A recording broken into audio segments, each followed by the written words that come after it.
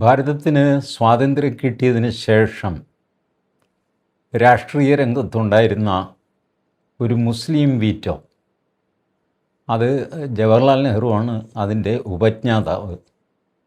അതിനുശേഷം ദീർഘകാലം കോൺഗ്രസ് അത് കൊണ്ടു നടന്നു.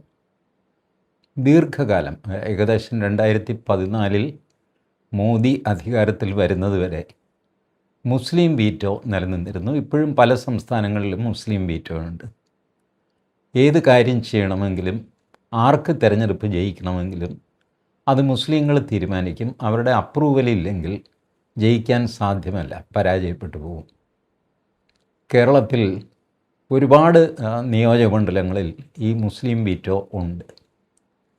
ഇപ്പോൾ നടന്ന തെരഞ്ഞെടുപ്പിലും മുസ്ലിം ലീഗ് ആസ് സച്ച് മത്സരിച്ച 22 സീറ്റുകൾ അവർ ജയിച്ചു. അതുകൂടാതെ ഒരുപാട് സീറ്റുകളിൽ കോൺഗ്രസ്സിനെ അവർ ജയിപ്പിക്കുകയും ചെയ്തു. അവരുടെ സഹായം ഇല്ലായിരുന്നെങ്കിൽ കോൺഗ്രസ് തോറ്റുപോകുമായിരുന്നു എന്നുള്ള സീറ്റുകളുണ്ട്. LDFനും അതുപോലത്തെ സീറ്റുകളുണ്ട്. അപ്പോൾ ഒരു പൊളിറ്റിക്കൽ വീറ്റോ മുസ്ലിങ്ങളുടെ കയ്യിൽ ഉണ്ട്. ഇത് സാധിച്ചെടുത്തത് സ്വാതന്ത്ര്യാനന്തരം 1952 നമ്മളുടെ ആദ്യത്തെ തെരഞ്ഞെടുപ്പ്. 1951 ഭാരതീയ ജനസംഘം ഉണ്ടായത്. വളരെ ചെറിയൊരു പാർട്ടിയായിരുന്നു. 52 തെരഞ്ഞെടുപ്പിൽ 3 MP ജനസംഘത്തിന് ഉണ്ടായിരുന്നത്. 82 BJP ആയപ്പോൾ പോലും 1980 84 തെരഞ്ഞെടുപ്പിൽ 2 സീറ്റേ BJPക്ക് കിട്ടിയുള്ളൂ. അപ്പോൾ 52 3 സീറ്റിൽ നിന്ന് 2 സീറ്റായിട്ട് കുറഞ്ഞു എന്ന് സാരം. പക്ഷേ പരാജയത്തിൽ നിരാശരാവുന്ന ഒരു ടീമായിരുന്നില്ല BJP. ജനസംഘമായിരുന്ന കാലത്തും അത് സീറ്റുകൾ ഉയർന്നു 35 വരെയൊക്കെ എത്തിയിരുന്നു. ജനതാ പാർട്ടിയായി അന്ന് കിട്ടിയ സീറ്റ് ജനസംഘത്തിൻ്റെയോ BJPയുടെയോ അക്കൗണ്ടിൽ ചേർക്കാൻ പറ്റില്ലല്ലോ. അത് പോട്ടെ.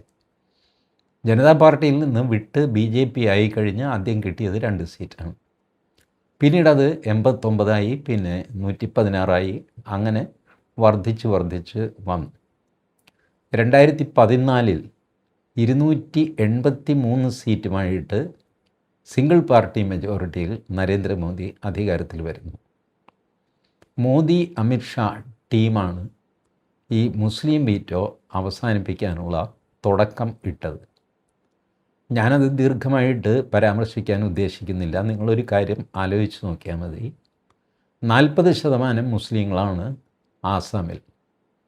ആസാമിൽ ഇപ്പോൾ 3-ാം തവണ ഹിമന്ത ബിശ്വ ശർമ്മ അധികാരത്തിൽ വന്നിരിക്കുന്നു. അവിടുത്തെ തദ്ദേശീയരായ മുസ്ലിങ്ങളുടെ വോട്ട് BJPക്കാണ്. ബംഗ്ലാദേശിലെ മുസ്ലിങ്ങളുടെ വോട്ട് BJPക്കല്ല. ഇതാണ് അവിടുത്തെ മാജിക്. ഇപ്പോൾ ബംഗാളിൽ നടന്ന തെരഞ്ഞെടുപ്പിൽ ക്ലിയർ കട്ടായിട്ട് ഒരു ഹിന്ദു മുസ്ലിം ഡിവൈഡ് ഉണ്ടായി. 30% മുസ്ലിങ്ങൾ അവർ കണ്ണുമടച്ച് മമതാ ബാനർജിക്ക് വോട്ട് ചെയ്തു. എന്ത് വന്നാലും മമതാ ബാനർജി എന്ന് അവർ ഉറച്ചു വെച്ചു. ഹിന്ദുക്കളും അതേപോലെ ഉറച്ചു. അപ്പോൾ 65% ഹിന്ദുക്കളുടെ വോട്ട് BJPക്ക് കിട്ടി. ആസാമിലത് 75%. ഹിന്ദു ജനസംഖ്യയുടെ, ഹിന്ദു വോട്ടർമാരുടെ 75%. ബംഗാളിൽ ഹിന്ദു വോട്ടർമാരുടെ 65%. ഉത്തർപ്രദേശിൻ്റെ കാര്യം പിന്നെ പറയുകയും വേണ്ട. ഉത്തർപ്രദേശ്, ബീഹാർ, എല്ലാം ഗുജറാത്ത്, ഇവിടെയെല്ലാം സ്ഥിതി മാറി. മുസ്ലിങ്ങൾക്ക് അവരുടെ ചില പോക്കറ്റുകളുണ്ട്. ആ പോക്കറ്റുകളിൽ അവർ ജയിക്കും. ഇപ്പോൾ കേരളത്തിലെ അസംബ്ലി തിരഞ്ഞെടുപ്പ് നിങ്ങൾ നോക്കുക. കുഞ്ഞാലിക്കുട്ടിക്കാണ് പോലും ഏറ്റവും വലിയ ഭൂരിപക്ഷം. പത്രത്തിൽ കണ്ടതാണ്, ഞാൻ ഇലക്ഷൻ കമ്മീഷൻ്റെ സൈറ്റിലൊന്നും കയറി നോക്കിയില്ല കേട്ടോ. 57,000 ചില്വാനം വോട്ടിൻ്റെ ഭൂരിപക്ഷത്തിലാണ് കുഞ്ഞാലിക്കുട്ടി ജയിച്ചത്.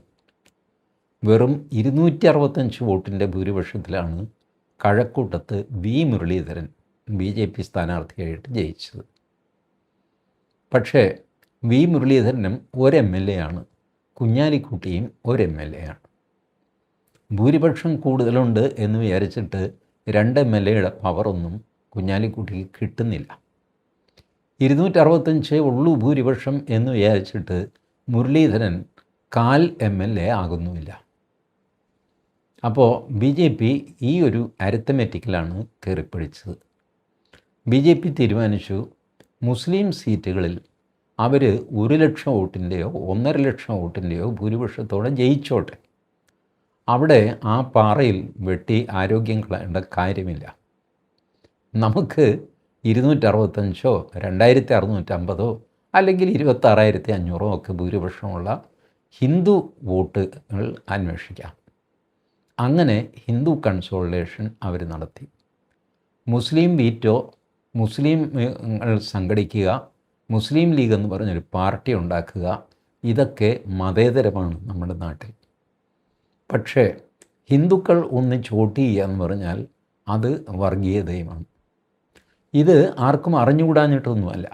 ബട്ട് ഈ മുസ്ലിം വീറ്റോയെ ഭയന്നിട്ട് എല്ലാ രാഷ്ട്രീയ പാർട്ടികളും BJP വർഗീയ പാർട്ടിയെന്നും മുസ്ലിം ലീഗ് സ്വർഗീയ പാർട്ടിയെന്നും വിലയിരുത്തുന്നു. ഇതാണ് ഇതിൻ്റെ യാഥാർത്ഥ്യം. മുസ്ലിം ലീഗിനും ഈ യാഥാർത്ഥ്യം അറിയാം. മുസ്ലിം ലീഗിന് അവർ മസിൽ പിടിപ്പിച്ചു കഴിഞ്ഞാൽ മറ്റ് രീതിയിൽ ഹിന്ദു കൺസോളിഡേഷൻ ഉണ്ടാകും എന്നുള്ള കാര്യം അവർക്ക് വ്യക്തമാണ്. അതുകൊണ്ട് കേരളത്തിലെ മുസ്ലിം ലീഗ് അധികം മസിൽ പിടിപ്പിക്കാൻ പോകാറില്ല. അവരൊരു കമ്മ്യൂണൽ പാർട്ടിയായിട്ട് പെരുമാറാറുമില്ല. ആരുടെയെങ്കിലുമൊക്കെ ഉള്ളിൽ കമ്മ്യൂണൽ ഫീലിംഗ് ഉണ്ടോ എന്ന് എനിക്കറിയില്ല. ബട്ട് ഒരു പാർട്ടി എന്നുള്ള നിലയ്ക്ക് അവർ കമ്മ്യൂണൽ ആംഗിളിൽ പ്രവർത്തിക്കാറില്ല, കമ്മ്യൂണിറ്റി ആംഗിളിൽ പ്രവർത്തിക്കാറുമുണ്ട്. അവരുടെ സമുദായത്തിന് വേണ്ടിയിട്ട് അല്പസ്വല്പം വഴിവിട്ട് പോലും അവർ ഭരണത്തിലിരിക്കുമ്പോൾ പെരുമാറാറൊക്കെയുണ്ട്. അതൊരു കമ്മ്യൂണൽ ഫീലിങ്ങോട് കൂടിയല്ല, കമ്മ്യൂണിറ്റി ഫീലിംഗ് ആണത്. ഇത് തമ്മിൽ വ്യത്യാസമുണ്ടല്ലോ, നിങ്ങൾക്കും അറിയാം. സ്വന്തം സമുദായത്തിന് വേണ്ടിയിട്ട് ചെയ്യുന്നു. നായർ സർവീസ് സൊസൈറ്റി ഒരു വർഗീയ പ്രസ്ഥാനമാണെന്ന് ആരും പറയില്ലല്ലോ. SNDP ഒരു വർഗീയ പ്രസ്ഥാനമാണെന്ന് ആരും പറയില്ല. എന്നാൽ അതൊരു വർഗത്തിൻ്റെ സംഘടനയല്ലേ. NSS ഒരു പ്രത്യേക വർഗത്തിൻ്റെ സംഘടനയാണ്. അപ്പോൾ അങ്ങനെ കമ്മ്യൂണിറ്റി ബേസ്ഡ് ആയിട്ടുള്ള സംഘടനകൾ, അതിലാണ് മുസ്ലിം ലീഗ് ഇതുവരെ നിന്നത്. ഇത്തവണ എന്തുകൊണ്ടോ മുസ്ലിം ലീഗ് ആ ഗ്രേസ് അങ്ങ് നശിപ്പിച്ച് കളഞ്ഞു. മുസ്ലിം ലീഗിൻ്റെ നേതൃത്വം ഒന്നും മിണ്ടിയില്ലെങ്കിലും മുസ്ലിം ലീഗിൻ്റെ പ്രവർത്തകർ, MSFൻ്റെ പ്രവർത്തകർ, അവർ SDPI പ്രവർത്തകരെന്ന് സംശയിക്കുന്നവരുമൊക്കെ ആയിട്ട് VD സതീശന് വേണ്ടിയിട്ട് തെരുവിലിറങ്ങി എന്നുള്ളത് സത്യമാണ്. മുസ്ലിം ലീഗ് അത് തടഞ്ഞില്ല. എന്തുകൊണ്ട് തടഞ്ഞില്ല എന്ന് എനിക്ക് മനസ്സിലാകുന്നില്ല. ഇൻ ദ ലോങ് റൺ മുസ്ലിം ലീഗിന് അത് ദോഷമായിട്ടേ വരുള്ളൂ. VD സതീശനെ ഭംഗ്യന്തരേണ മുസ്ലിം ലീഗ് പിന്തുണച്ചു. മുസ്ലിം ലീഗ് ഖണ്ഡിതമായിട്ട് സതീശൻ്റെ പേര് പറഞ്ഞില്ല. എന്നാൽ ഈ 3 പേരിൽ രമേശ് ചെന്നിത്തല, സതീശൻ, വേണുഗോപാൽ, ഈ 3 പേരിൽ ആരായാലും ഞങ്ങൾക്ക് വിരോധമില്ല, അത് കോൺഗ്രസ് തീരുമാനിച്ച് പറയട്ടെ എന്ന് ഒന്ന് പറയാനും ലീഗ് തയ്യാറായില്ല. ഒടുവിൽ ഒരു നിവൃത്തിയും ഇല്ലാതായി കഴിഞ്ഞപ്പോൾ ലീഗ് എന്തോ അവരുടെ സംസ്ഥാന കമ്മിറ്റി കൂടിയിട്ട് പാണക്കാട് തങ്ങളെ ചുമതലപ്പെടുത്തി. കോൺഗ്രസ് അവരുടെ മുഖ്യമന്ത്രി സ്ഥാനാർത്ഥി ആരാണെന്ന് അനൗൺസ് ചെയ്ത് പറഞ്ഞാൽ വേണ്ട പ്രതികരണം കൊടുക്കാനായിട്ട് തങ്ങളെ ചുമതലപ്പെടുത്തി. അപ്പോഴും അവർ കോൺഗ്രസിൻ്റെ മുഖ്യമന്ത്രി സ്ഥാനാർത്ഥി ആരായാലും ഞങ്ങൾക്ക് വിരോധമില്ല എന്ന് പറഞ്ഞില്ല. ഇപ്പോൾ കുറച്ച് ദിവസമായിട്ട് കേരളത്തിൽ നിലവിലിരിക്കുന്നത് ജനവികാരം എന്ന് പറഞ്ഞാൽ VD സതീശൻ എന്നാണ് അർത്ഥം.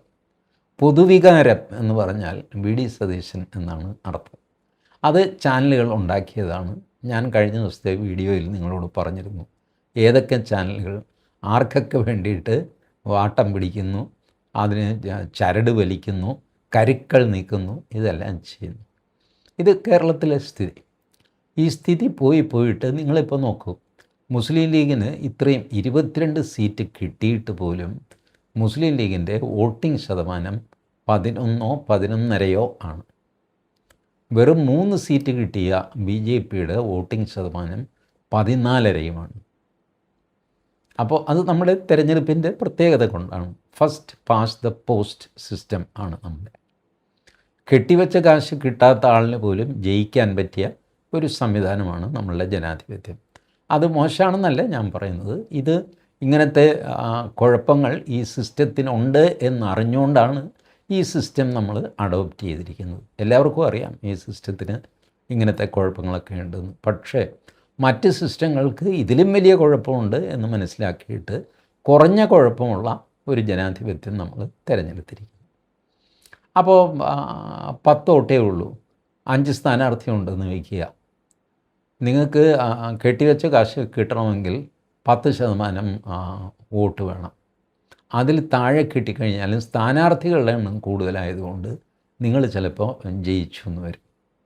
ഇതാണ് ഡെപ്പോസിറ്റ് പോകുകയും സ്ഥാനാർത്ഥിയെ ജയിക്കുകയും ചെയ്യുന്ന സമ്പ്രദായം. സാധാരണഗതിയിൽ അത് ഉണ്ടാവാറില്ല, പക്ഷേ തിയററ്റിക്കലി അതുവരെ ഉണ്ടാവാം നമ്മുടെ ജനാധിപത്യത്തിൽ. അങ്ങനെ പെർസെൻറ്റേജ് ഓഫ് വോട്ടും സീറ്റും തമ്മിൽ ബന്ധമില്ലാത്ത ഒരവസ്ഥ. ആ ബന്ധം ഉണ്ടായിക്കഴിഞ്ഞാൽ ഡിസ്പ്രപ്പോർഷനേറ്റായിട്ട് സീറ്റ് കിട്ടുന്ന അവസ്ഥ. ചില പാർട്ടികളൊക്കെ ഇങ്ങനെ 14, 15, 16, 18 എന്ന് പറഞ്ഞിങ്ങനെ നിൽക്കും. 20% ഇവർക്ക് പെട്ടെന്ന് 25 സീറ്റ് കിട്ടും. അപ്പോൾ ആൾക്കാർ പറയും, വെറും 1.5% കൊണ്ട് 25 സീറ്റ് ഇവർക്ക് കിട്ടിയത് എങ്ങനെയാണ്? അതാണ് ജനാധിപത്യം. കാരണം നിങ്ങൾ ആ ത്രെഷോൾഡ് ലെവലിൽ എത്തുന്നതിന് തൊട്ട് മുമ്പ് വരെ നിങ്ങളുടെ സീറ്റ് 0 ത്രെഷോൾഡ് ലെവൽ ക്രോസ് ചെയ്യും നിങ്ങൾ ആദ്യത്തെ കാൽവയ്പ് നിങ്ങളുടെ 25 സീറ്റിലായിരിക്കും. ഇതും ജനാധിപത്യത്തിൻ്റെ പ്രത്യേകതയാണ്. ഞാൻ പറയുന്നത് കേരളത്തിൽ ഡിസ്ട്രിബ്യൂട്ടഡാണ് BJPയുടെ വോട്ട്, കോൺസെൻട്രേറ്റഡാണ് മുസ്ലിം ലീഗിൻ്റെ വോട്ട്. അതുകൊണ്ടാണ് മുസ്ലിം ലീഗിന് ശതമാനം കുറവാണെങ്കിലും പലപ്പോഴും 7-8% അവർക്ക് കിട്ടാറുള്ളത്. അപ്പോഴും അവർക്ക് 15-16 സീറ്റൊക്കെ കിട്ടും. BJPക്കാണെങ്കിലോ 18% വരെ കിട്ടിയാൽ പോലും ഒറ്റ സീറ്റില്ലാതെ അവർ കലാശിക്കുകയും ചെയ്യും. ഇത് കേരളത്തിൽ കാണുന്നൊരു ഫിനോമിനയാണ്.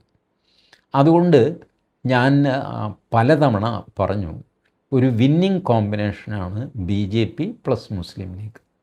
മുസ്ലിം ലീഗിൻ്റെ കോൺസെൻട്രേറ്റഡ് വോട്ട്, BJPയുടെ ഡിസ്ട്രിബ്യൂട്ടഡ് വോട്ട്, ഇത് രണ്ടും ചേർത്ത് കഴിഞ്ഞാൽ കേരളത്തിൽ ഒരു വലിയ ശക്തിയാണ്.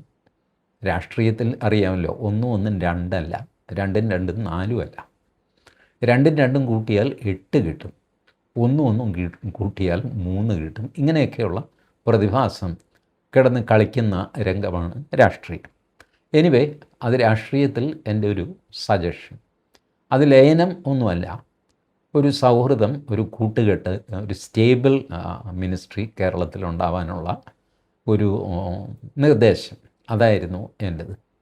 അത് ആരെങ്കിലും കേട്ടോ കേൾക്കാതിരിക്കുകയോ, ഞാൻ ഈ മൊത്തം പൊളിറ്റിക്സിന് മുന്നിൽ വെച്ചുകൊണ്ട് സംസാരിക്കുകയാണ്.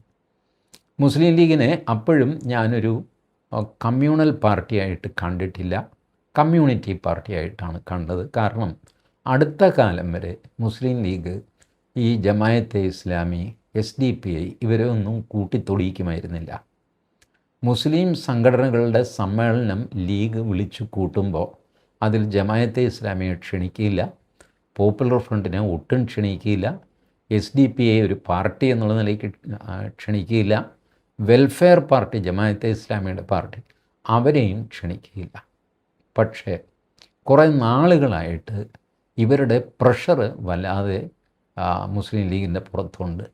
കടുത്ത നിലപാടുകൾ എടുക്കാനും വർഗീയമായിട്ട് പ്രവർത്തിക്കാനും സംസാരിക്കാനും ഒക്കെയുള്ള പ്രഷറുണ്ട്. ആ പ്രഷറിന് വഴങ്ങിയിട്ടായിരിക്കണം മതമാണ് പ്രശ്നം എന്നൊക്കെ KM ഷാജി പറഞ്ഞത്. ഈ വർഗീയ പ്രസംഗം നടത്തുന്ന ആൾക്കാർ അവർ വർഗീയവാദികളാവണമെന്നില്ല. രാഷ്ട്രീയ ആവശ്യത്തിനായിട്ട് വർഗീയ പ്രസംഗം നടത്തുന്ന ആൾക്കാരുണ്ട്. ഇതുപോലെയുള്ളവർ ഹിന്ദുക്കളുടെ ഇടയിലുമുണ്ട്. പല ഹിന്ദു നേതാക്കളും അവർ വളരെ വിറുലൻ്റായിട്ട് ആൻറ്റി മുസ്ലിം, ആൻറ്റി ക്രിസ്ത്യൻ പ്രസംഗങ്ങളൊക്കെ നടത്തും. എന്നാൽ ഈ മനുഷ്യൻ പരമസാധുവായിരിക്കും. പുള്ളി ആൻറ്റി ക്രിസ്ത്യനുമല്ല, ആൻറ്റി മുസ്ലിമുമല്ല, രാഷ്ട്രീയ ആവശ്യത്തിന് വേണ്ടി ചെയ്യുന്ന പ്രസംഗമാണ്. അപ്പോൾ ഇതെല്ലാം നമ്മൾ ഒരു രാഷ്ട്രീയ വിശകലനം നടത്തുമ്പോൾ മനസ്സിലുണ്ടായിരിക്കണം. എന്തുമായിക്കോട്ടെ, ഞാൻ ആദ്യം പറഞ്ഞ പോയിന്റിലേക്ക് വരാം. 2014 ശേഷം മുസ്ലിം വീറ്റോ ഓരോ സംസ്ഥാനത്തായിട്ട് നരേന്ദ്രമോദിയും അമിത്ഷായും ഇല്ലാതാക്കി വരുന്നു. അതിനെ തുടർന്ന് എസ്റ്റാബ്ലിഷ്ഡ് ആയിട്ടുള്ള പാർട്ടികൾ തകർന്നു വീഴാൻ തുടങ്ങി. അതിൻ്റെ ഏറ്റവും വലിയ ഉദാഹരണം മമതയാണ്. മമത തോറ്റ് കഴിഞ്ഞപ്പോൾ ഉണ്ടല്ലോ, അവരുടെ കൂട്ടത്തിലുള്ളവർ അവരെ ഡെസേർട്ട് ചെയ്യുന്നു, വിട്ടുപോകുന്നു. പലരും അറസ്റ്റിലാകുന്നു. പ്രധാനപ്പെട്ട അറസ്റ്റുകൾ അവരുടെ 2-3 ഞാൻ പറയാം. ഗർഗ ചാറ്റർജിയുടെ വീട്ടിൽ റെയ്ഡ് നടന്നു. അപ്പോൾ റെയ്ഡിൽ ഒന്നും കാണാൻ പറ്റും. ഗർഗ ചാറ്റർജിയെ കിട്ടാനില്ല. അവിടെ ഒരു വാഷ്റൂം അടച്ചിട്ടിരിക്കുന്നു. വാഷ്റൂം തുറക്കണമെന്നായി പോലീസ്. അയ്യോ, വാഷ്റൂമിൽ കയറരുത്, അവിടെ അദ്ദേഹത്തിൻ്റെ ഭാര്യയാണ്. ശരി, ഞങ്ങൾ വെയിറ്റ് ചെയ്യാം, അവർ പുറത്ത് വരുമല്ലോ. കുറച്ച് കഴിഞ്ഞ് പുറത്ത് വന്നത് ബുർഖയിട്ട ഒരു സ്ത്രീയാണ്. ചാറ്റർജിയുടെ ഭാര്യ മുസ്ലിമാണ്, അവരെങ്ങനെ ബുർഖയിട്ട് നടക്കുന്നു?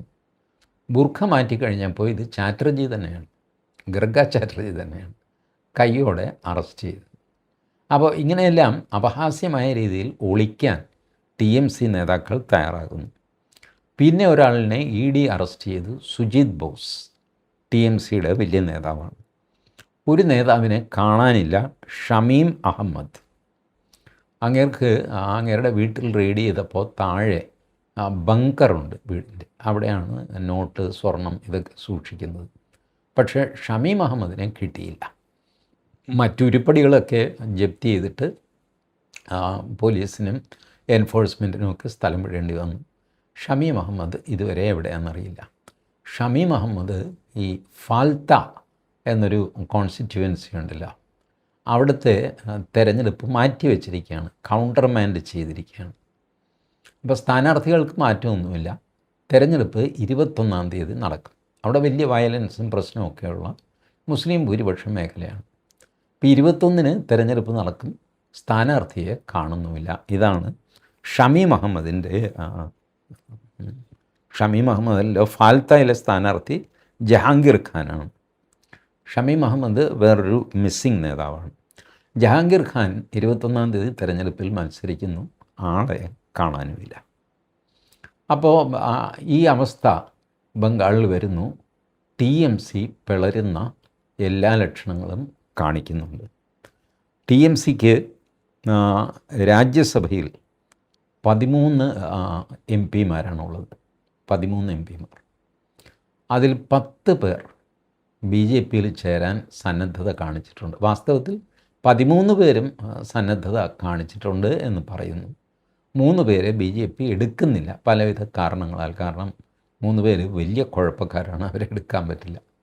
ഏതായാലും ആ നെഗോസിയേഷൻസ് നടക്കുന്നുണ്ട്. ലോക്സഭയിൽ TMCക്ക് 29 സീറ്റുണ്ട്. അതിൽ 25 പേര് കൂറുമാറാൻ തയ്യാറായിട്ടുണ്ടെന്നാണ് വാർത്ത. ഇത് പത്രത്തിൽ വന്ന വാർത്തയല്ല ഞാൻ പറയുന്നത് കേട്ടോ. ഈ അമിത്ഷായുടെ ഒരു പ്രോജക്റ്റ് 164 എന്നൊരു പ്രോജക്റ്റുണ്ട്. പ്രോജക്റ്റ് 164 എന്ന് പറഞ്ഞാൽ രാജ്യസഭയിൽ 164 അംഗങ്ങളുണ്ടാവുക, 3/2 ഭൂരിപക്ഷം ഉണ്ടാവുക. അടുത്ത പ്രോജക്റ്റ് 366, അത് ലോക്സഭയിലാണ്. ലോക്സഭയിൽ 366 സീറ്റ് ഉണ്ടാവണം, BJPക്കും സഖ്യകക്ഷികൾക്കും കൂടി. അപ്പോൾ അവിടെയും 3/2 രാജ്യസഭയിലും 3/2. ഇതാണ് ഓപ്പറേഷൻ 164 രാജ്യസഭ, ഓപ്പറേഷൻ 366 ലോക്സഭ. ഇത് വളരെ സൈലൻ്റ്ലി അമിത്ഷായുടെ ജഗർനോട്ട് അത് മെല്ലെ മുന്നോട്ട് ചലിച്ചുകൊണ്ടേയിരിക്കുന്നു. അദ്ദേഹത്തിന് ഈ കേരളത്തിലെ തെരഞ്ഞെടുപ്പ് അത് ഇതൊക്കെ ശരി, അതൊരു വിഷയമാണ്, അത് കഴിഞ്ഞു, അവിടെ പിന്നെ നോക്കാം. അടുത്ത പ്രോഗ്രാമിലേക്ക് കടക്കുന്നു. ഇതാണ് അമിത്ഷായുടെ ഒരു സ്റ്റൈൽ. അപ്പോൾ അങ്ങനെ ഇപ്പോൾ BJPക്ക് 149 സീറ്റുകളാണ് രാജ്യസഭയിലുള്ളത്. അപ്പോൾ 17 സീറ്റ് കൂടെ വേണം 3/2 ഭൂരിപക്ഷം കിട്ടാൻ. ഈ 17 സീറ്റിലാണ് 13 TMCക്കാരുള്ളത്. അതിൽ 10 പേരാണ് BJPയിലേക്ക് വരാം എന്നൊക്കെ പറഞ്ഞ് നിൽക്കുന്ന 10 പേര്. ആ 10 പേര് കൂടെ വന്നാൽ 149, 10 159 ആകും. പിന്നെ ഒരു 5 പേര് കൂടെ വേണം 164 ആകാൻ. ആ 5 പേര് സ്വതന്ത്രന്മാരോ ആരെങ്കിലും, അത് അമിത്ഷായുടെ കയ്യിൽ തടയും.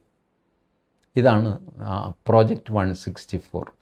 366 കുറച്ചുകൂടെ ബുദ്ധിമുട്ട് പിടിച്ച കാര്യമാണ്. കാരണം ലോക്സഭയിൽ 300 പേരാണ് BJPയും അലയൻസും ചേർന്നിട്ട് നമ്മളുടെ വിമൻസ് ബില്ല് വോട്ടിനിട്ടപ്പോൾ 299 വോട്ടാണ് BJP പ്ലസ് അവർക്ക് കിട്ടിയത്. ഒരാൾ എന്തോ കാരണവശാൽ ആബ്സെൻ്റ് ആയിപ്പോയി. അപ്പോൾ 300 സീറ്റുണ്ട്.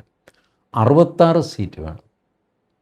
66 സീറ്റ് വലിയൊരു പ്രശ്നമാണ്. അങ്ങനെ ഇരിക്കുമ്പോഴാണ് DMK പിണങ്ങി 22 സീറ്റ് അവർക്ക് മാറി വേറെ സീറ്റ് കൊടുക്കണം എന്നൊക്കെ പറഞ്ഞിട്ട്.